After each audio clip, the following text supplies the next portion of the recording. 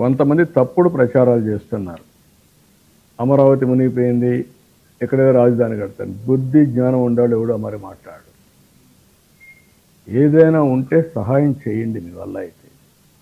ఈ భ్రష్టు పట్టిన పార్టీ రాష్ట్రంలో ఉంటుంది, ఒక నేరస్తుల పార్టీ, నేరాల పార్టీ. వాళ్ళ పని ఇదే పని. ప్రజల్ని మభ్య పెట్టడం, మోసం చేయడం, ఫ్రాడ్ న్యూస్ ఇవ్వడం, ఆ ఫ్రాడ్ న్యూస్ దేశం అంతా పంపేయడం, ఏదో జరిగిపోయిందని కథలు చేయడం ఇన్ని ఉన్నాయి.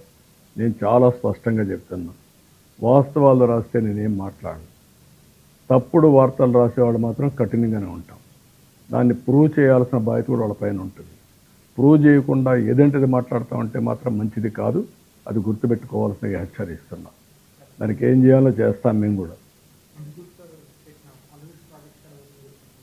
ఈరోజు కొండవీటి ప్రాజెక్ట్ ఏదైతే ఉందో లిఫ్ట్ ఇరిగేషన్ పెట్టాం. ఎప్పుడైనా ఆ కొండవీటి వాగు వల్ల నీళ్లు ఎక్కువ వచ్చి కృష్ణా నదిలో కూడా నీళ్లు ఎక్కువ వచ్చినప్పుడు, రెండు కానీ ప్రవాహాలు అడ్డుపడినప్పుడు నీళ్లు నిలిచిపోతాయనే ఉద్దేశంతో ఆ లిఫ్ట్లు పెట్టాం. ఆ లిఫ్ట్లు పెట్టి మార్నింగ్ వస్తూ ఉంటే చూశాను.